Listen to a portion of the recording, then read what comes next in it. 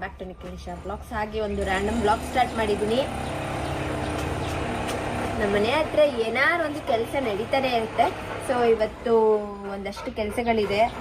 ಇವರಿಬ್ರು ನಮ್ಮ ಬೆಳಗ್ಗೆ ಎದ್ದು ಕಾಟ ಕೊಡ್ತಾನೆ ಇದೆ. ಈ ಸ್ಮೆಲ್ ಕಳಕ್ಕೆ ಬಿಡಲ್ಲ ನೆಮ್ಮದಿಯಾಗಿ. ಈಚೆ ಬಿಡೋ ತನಕ ಇಬ್ರು ನನ್ನ ರೂಮಲ್ಲೇ ಮಲ್ಕೋತಾರೆ. ಇವಾಗ ಸ್ವಲ್ಪ ಅಜ್ಜಿ ರೂಮ್ ಎಲ್ಲ ಕ್ಲೀನ್ ಮಾಡಬೇಕು. ಮಲಗಿದ್ದಾರೆ ಅಜ್ಜಿ, ಸ್ವಲ್ಪ ಮೆಸ್ಸಿ ಆಗಿದೆ, ಹುಷಾರಿರಲಿಲ್ಲ ಅಲ್ವಾ, ಬೆಡ್ಶೀಟ್ ಎಲ್ಲ ಚೇಂಜ್ ಮಾಡಿಲ್ಲ, ಕ್ಲೀನ್ ಮಾಡಬೇಕು. Good morning. ಬೆಳಗ್ಗೆ ಎದ್ಬಿಟ್ಟಿದ್ದಾರೆ. ಗುಡ್ ಮಾರ್ನಿಂಗ್ ಮುಂತಣ್ಣ. Very good morning. ಮಧು ಎಲ್ಲಿ? ಮಧು ಇಲ್ಲದೆ ಅಡುಗೆ ಮನೆ ಖಾಲಿ. ಬೆಳಿಗ್ಗೆ ಹಿಂಗಿರುತ್ತೆ ಗೈಸ್ ನಮ್ಮ ಮನೆ ಅಡುಗೆ ಮನೆ. ಇದೇ ನೈಟ್ ತಗೊಬಂದು ತೋರಿಸಿದ್ರೆ ಎಲ್ಲ ಫುಲ್ ಗಜಿ ಬಿಜಿ ಗಲೀಜಾಗಿ ಹೋಗಿರುತ್ತೆ. ಗುಡ್ ಮಾರ್ನಿಂಗ್ ಉಂಡ. ಇವಾಗ ಬನ್ನಿ ಗೈಸ್ ಹೋಗುವ, ಅಜ್ಜಿ ರೂಮ್ ಕ್ಲೀನ್ ಮಾಡುವ.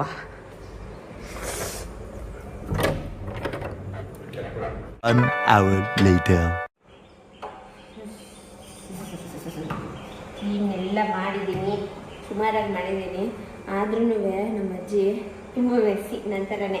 ಸೊ ಎಷ್ಟು ಸೀರೆಗಳೈತೆ ಅಂದರೆ ಗೈಸ್, ಒಂದಷ್ಟು 30-40 ವರ್ಷದ ಹಿಂದೆ ಹಳೆ ಸೀರೆಗಳು, ಹೊರದೋಗಿರೋ ರೇಷ್ಮೆ ಸೀರೆಗಳನ್ನೆಲ್ಲ ಇನ್ನೂ ಹಂಗೆ ಇಟ್ಕೊಂಡೈತೆ. ಏನಕ್ಕಂತ ಗೊತ್ತಿಲ್ಲ. ನಂತರನೇ ನಮ್ಮ ಅಜ್ಜಿಗೂ ಆಸೆ. ನಾನು ಯಾವ ಬಟ್ಟೆನೂ ಕೊಡಲ್ಲ, ಎಲ್ಲ ಇಟ್ಕೊಂಡಿರ್ತೀನಿ ಹಂಗೆ. ರೇಷ್ಮೆ ಸೀರೆ ಆಯ್ತಾ? ಏನಕ್ಕೆ ರೇಷ್ಮೆ ಹಳೇದ್ನ? ಬರೀ ರೇಷ್ಮೆನೇ ಇರೋದು. ನಾವಿವಾಗ ಗಾಂಧಿ ಬಜಾರ್ ಸರ್ಕಲ್ ಬಸವನಗುಡಿಗೆ ಬಂದಿದ್ದೀವಿ. ಇದಿರೋದು ಬ್ಯಾಂಗ್ಳೂರಲ್ಲಿ. ಎಕ್ಸಾಕ್ಟ್ ಲೊಕೇಶನ್ ಬಂದು ಕ್ರಾಂತಿ ಸ್ವೀಟ್ ಅಪೋಸಿಟಲ್ಲೇ ಇರೋದು. ಇದ್ರ ನೇಮ್ ಸದ್ಗುರು ಸಿಲ್ಕ್ ಸೆಂಟರ್. ಬನ್ನಿ ಒಳಗಡೆ ಹೋಗೋಣ.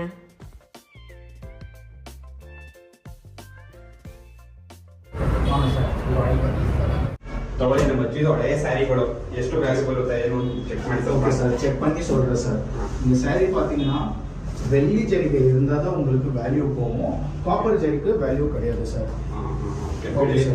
இதில் சார் இது பார்த்தீங்கன்னா நீங்கள் எடுத்து வந்தீங்க. இது பார்த்தீங்கன்னா உங்களுக்கு பனாரஸ் சில்க், இது வந்து மைசூர் சில்க், இது வந்து காஞ்சிபுரம் சாரி சார். நான் செக் பண்ணிட்டு உங்களுக்கு வேல்யூ சொல்கிறேன் சார்.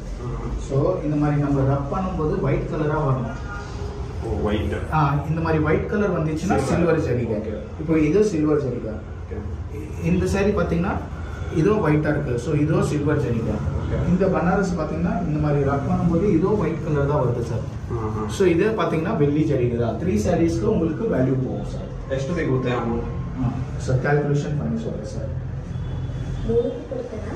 ಕಾಪರ್ ಇದ್ರೆ ಅದಕ್ಕೆ ವ್ಯಾಲ್ಯೂ ಇಲ್ಲ, ಇದು ಬೆಳ್ಳಿ ಇದಕ್ಕೆ ವ್ಯಾಲ್ಯೂ ಇದೆ ಅಂತ. ஆமாம் ma'am. Actually, only silver zari sarees are value. No revalue for copper sarees. So, 3 ಬೆಳ್ಳಿ. சார் இந்த 3 சாரீஸ்க்கு கால்குலேட் பண்ணும்போது உங்களுக்கு 60,000 rupees வரும் சார். 60,000 வரும்.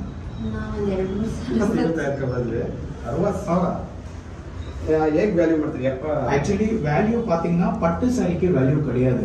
இது எல்லாமே ஒரிஜினல் பட்டு தான். பட் காப்பர்லயே உங்களுக்கு ஒரிஜினல் பட்டு சாரியில காப்பரே வரும். ஸோ காப்பர் வந்துச்சுன்னா அது நோ வேல்யூ சார். இப்போ இது பாத்தீங்கன்னா சார் இந்த மாதிரி ஏதோ பாத்தீங்கன்னா இந்த சாரி பாருங்க சார்.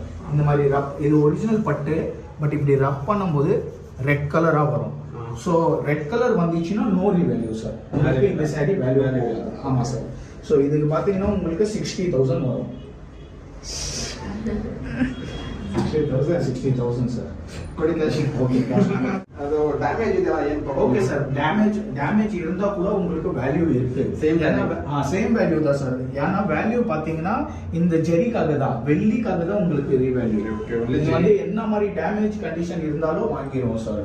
ஆக்சுவலி டேமேஜ் ಆಗಿರಲಿ ಬರೀ ಜರಿ ಮಾತ್ರ. Yes ma'am. இப்போ இந்த வேல்யூ நாங்க எப்படி கால்குலேட் பண்றோம்னா, இப்போ இந்த சாரீஸ் பாத்தீங்கன்னா அப்ராக்சிமேட் ஒரு 50 கிராம்ஸ் வரும். ஸோ இன்னைக்கு ரேட் வந்து 105. இன்னைக்கு மார்க்கெட் வேல்யூக்கே கேஷ் கொடுத்துருவோம் சார். ஸோ இது 50 கிராம்ஸ் வருதுன்னா 50 into 105 சில்வர் வேல்யூ. ஸோ இந்த மாதிரி சாரீஸ் எல்லாம் பார்த்தீங்கன்னா உங்களுக்கு மினிமம் 30,000 50,000 வரைக்கும் போகும். மினிமம் 13 ஃபுல் சாரி டிஷ்யூ இருந்துச்சுன்னா மினிமம் 30-50 வரைக்கும் போகும். ஸோ இந்த பனாரஸ் பார்த்தீங்கன்னா இதுல வந்து கொஞ்சம் வெள்ளி எல்லாம் கம்மியா இருக்கும். ஸோ இந்த மாதிரி சாரீஸ் ஃபுல்லா ஜெரிகை இருந்துச்சுன்னா 10,000 15,000 ಈಚ್ ಸ್ಯಾರಿ ಡಿಫರೆಂಟ್. ಈ ಸೀರೆಯಲ್ಲಿ ಬೆಳ್ಳಿ ಇಷ್ಟ ಇದೆ ಅಂತ ನಿಮ್ಗೆ ಹೇಗೆ ಗೊತ್ತಾಗುತ್ತೆ? ஓகே மேம் ஆக்சுவலி நாங்கள் வந்து சென்னையில் ஃபேக்ட்ரி வச்சிருக்கோம். ஸோ இந்த சாரீஸ் எல்லாம் எடுத்து போய் அங்கே பேர்ன் பண்ணிடுவோம். பேர்ன் பண்ணி இதில் சில்வர் எக்ஸ்ட்ராக்ட் பண்ணுவோம். ஸோ இப்போ இந்த சாரீ எல்லாம் பார்த்தீங்கன்னா ஈச் சாரீஸில் டிஃப்ரெண்ட்டாக வரும். இப்போ இந்த சாரீ பார்த்தீங்கன்னா 150 கிராம்ஸ் சில்வர் வரும். ஸோ 150 கிராம்ஸ் இன்டூ 105 அன்னைக்கு மார்க்கெட் என்ன வேல்யூ இருக்கு கேஷாக கொடுத்துருவோம். ஸோ இதில் பார்த்தீங்கன்னா 150 கிராம் சில்வர் வரும். இதில் பார்த்தீங்கன்னா 300 கிராம் சில்வர் வரும். இதில் பார்த்தீங்கன்னா உங்களுக்கு 50 கிராம் சில்வர் வரும். ஸோ அப்ராக்சிமேட் கால்குலேட் பண்ணும்போது இந்த சாரீஸில் பார்த்தீங்கன்னா 570 to 580 கிராம் சில்வர் வருது. ஸோ உங்களுக்கு 60,000 வரும் இந்த சாரீஸ்க்கு.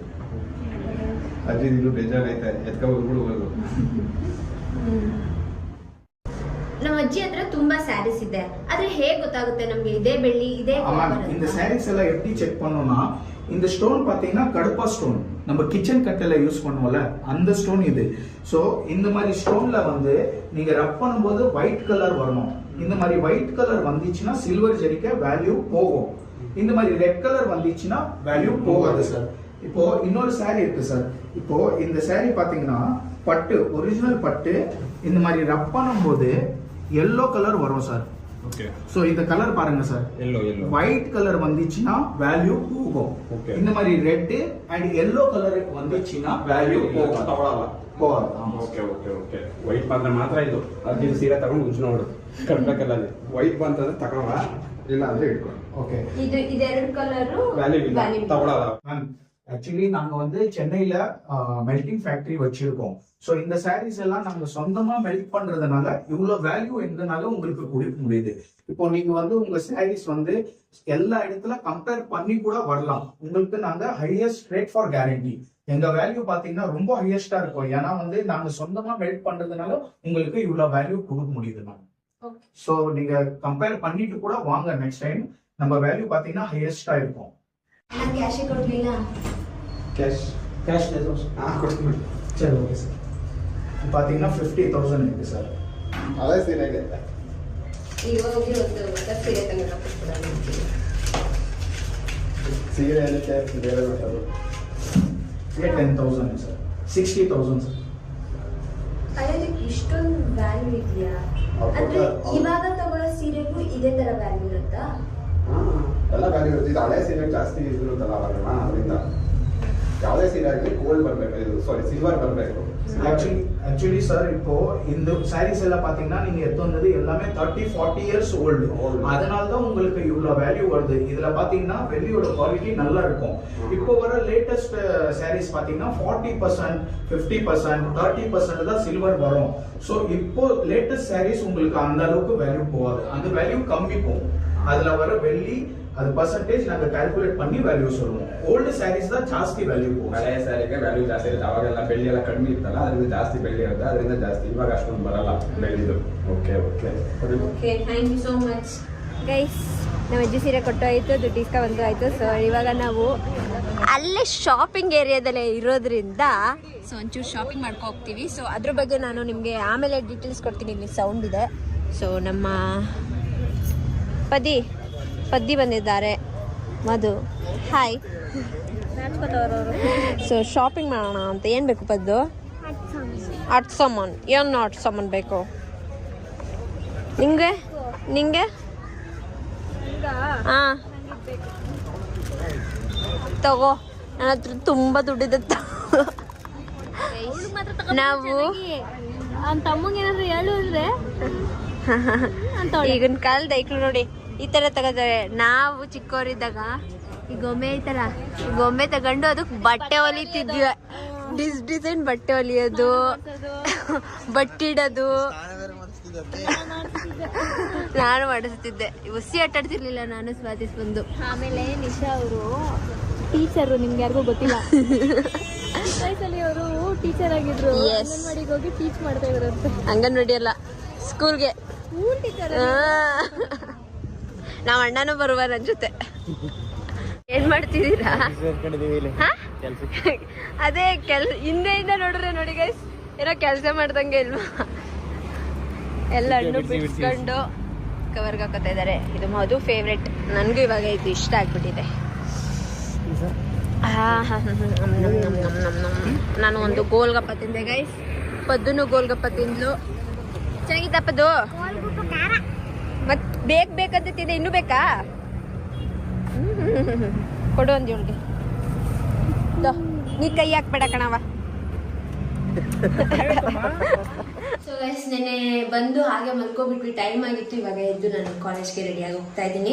ನೆನ್ನೆ ನೀವು ವಿಡಿಯೋದಲ್ಲಿ ನೋಡಿರ್ತೀರಾ ಸ್ಯಾರಿದೆಲ್ಲ. ಸೊ ನಿಮ್ಮನೇಲೂ ಏನಾದ್ರು ಹಳೆ ರೇಷ್ಮೆ ಸ್ಯಾರಿ ಇದ್ದು ಸೊ ನೀವು ಏನಾದ್ರು ಕೊಡ್ಬೇಕು ಅಂತ ಅನ್ಕೋತಾ ಇದ್ರೆ ಇವ್ರನ್ನ ಕಾಂಟ್ಯಾಕ್ಟ್ ಮಾಡಿ, ಜೆನ್ಯೂನ್ ಆಗಿ ರೆಸ್ಪಾನ್ಸ್ ಮಾಡ್ತಾರೆ. ಸೊ ಫಾರ್ ಮೋರ್ ಡೀಟೇಲ್ಸ್ ಅವರ ನಂಬರ್ ಹಾಗೂ ಲೊಕೇಶನ್ ನಾನು ಡಿಸ್ಕ್ರಿಪ್ಷನ್ ಅಲ್ಲಿ ಹಾಕಿರ್ತೀನಿ. ಸೊ ನೆನ್ನೆ ಬಂದಿದ್ದ ದುಡ್ಡನ್ನ ನಾನು ನಮ್ಮ ಅಜ್ಜಿಗೆ ಏನಾದ್ರು ತಗೊಳ್ಳೋಣ ಅಂತ ಅನ್ಕೊಂಡಿದೀವಿ. ನೋಡೋಣ ಏನು ಎತ್ತ ಅಂತ ಎಲ್ಲ. So thank you for watching my video. ಈ ವಿಡಿಯೋ ನಿಮಗೆ ಇಷ್ಟ ಆಗಿದ್ರೆ ಲೈಕ್, ಶೇರ್, ಕಮೆಂಟ್ ಹಾಗೂ ಸಬ್ಸ್ಕ್ರೈಬ್ ಟು ಎನಲ್ ಟಾಕೀಸ್ ಮಧುಗೌಡ ಯೂಟ್ಯೂಬ್ ಚಾನಲ್, ನಿಷೇಧ ವ್ಲಾಗ್ಸ್ ಹಾಗೂ ಮದನ್ ಗೌಡ ಯೂಟ್ಯೂಬ್ ಚಾನಲ್. ಬಾಯ್.